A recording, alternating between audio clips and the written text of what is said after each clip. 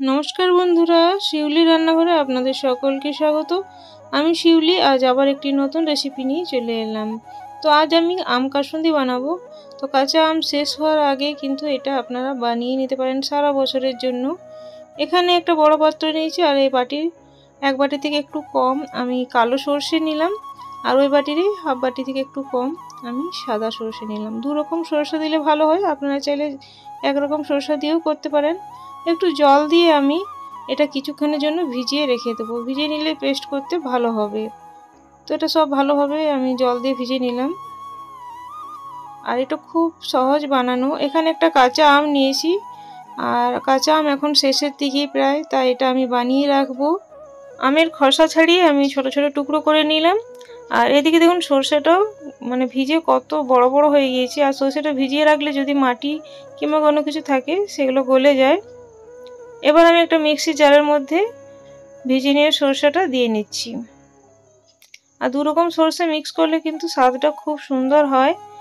আর এখানে আমের টুকরোগুলো দিয়ে নিলাম।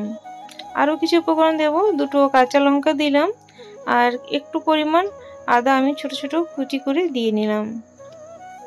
এবার আমি লবণ দিয়ে নিচ্ছি। তো এই চামচটার 1.5 চামচের মতো লবণ দিয়ে নিলাম। যতটা পরিমাণ থাকবে সেই হিসাবে লবণটা কিন্তু দিয়ে নিতে হবে। এবার আমি ওটার পেস্ট বানিয়ে নেব, স্মুথ পেস্ট। এদিকে কড়াই চাপিয়ে দিয়েছি। কড়াইয়ের মধ্যে আমি ওই বাটিরই 1.5 বাটি জল দিয়ে নিলাম। জলটা একটু গরম করে নেব। আর পেস্ট বানানোর সময় যদি প্রয়োজন হয় তো একটু জল দিতে পারেন।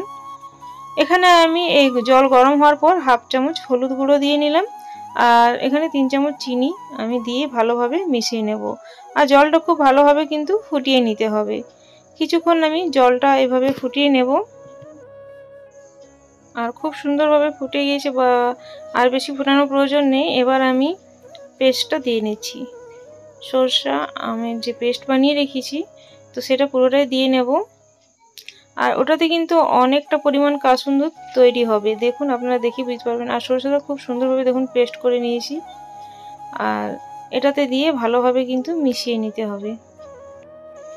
এখানে আমি দেখুন খুন্তির সাহায্যে খুব ভালো করে মিশিয়ে নিচ্ছি। মোটামুটি এখানে 1 থেকে 1.5 মিনিট কিংবা 2 মিনিটের মতো এভাবে একটু মিশিয়ে নিতে হবে। সব কিছু খুব ভালোভাবে যেমন মিশে যায়, কোনো শক্ত শক্ত না থাকে, তো সেই জন্য এভাবে ভালোভাবে মিশিয়ে নিতে হবে। আঁচটা আমি মিডিয়ামে রেখেছি। দেখুন কত পাতলা আছে, এটা কিন্তু অনেক ঘন হয়ে যাবে। কিছুক্ষণ ফুটিয়ে নিলাম। তারপর আমি এই সময় ভিনিগার অ্যাড করে দেব। আর ভিনিগারটা দিলে কিন্তু সরষেটা বা কাসুন্দিটা নষ্ট হওয়ার কোনো ভয় থাকবে না। এটা আপনারা রাখতে পারবেন অনেক দিন পর্যন্ত। তো খুব ভালো মতো মিশিয়ে নিলাম। এবার দেখুন আমি ওই বাটিরই হাফ বাটি সরষের তেল নিয়েছি। আর তারপর এবার আমি সরষের তেলটা দিয়ে নেব। আর এই সরষের তেল দিলে কাসুন্দির ফ্লেভারটা, যে ঝাঁঝ ফ্লেভারটা বেশি আসে। তো দেওয়ার পর খুব ভালো করে মিশিয়ে নিতে হবে। প্রথমে কিন্তু ভেসে উঠবে, তারপর এভাবে খুন্তির সাহায্যে ভালোভাবে মিশিয়ে নিতে হবে। একটু সময় লাগবে, এভাবে আমি মিশিয়ে নেব। বন্ধুরা, আমার এই রেসিপিটা যদি আপনাদের ভালো লাগে তো প্লিজ লাইক, শেয়ার, কমেন্ট করে সাবস্ক্রাইব করে আমার পাশে থাকবেন। পাশে দিয়ে বেলটা প্রেস করে অল করে দেবেন, তাহলে নিত্য নতুন ভিডিও বা রেসিপি সবার আগে আপনাদের কাছে পৌঁছে যাবে। বেশি ভালো লাগলে প্রিয়জনদের মধ্যে শেয়ার করতে ভুলবেন না। আর পুরনো বন্ধুদেরকে অনেক অনেক ধন্যবাদ পাশে থাকার জন্য। নতুন বন্ধুরা ভিডিওটা একটু ভালো লাগলে চ্যানেলটিকে সাবস্ক্রাইব করে পাশে থাকবেন, এই অনুরোধ রইল। তো আমি কিছুক্ষণ ফুটিয়ে নিলাম, দেখতেই পাচ্ছেন। আর ঠিক এই রকম ঘনটাই রাখবো, কারণ এর থেকে আরও বেশি ফোটালে কিন্তু খুব ঘন হয়ে যাবে। ঠান্ডা হলে কিন্তু এর চাইতে একটু ঘন হবে, যেটা এখন দেখাচ্ছি।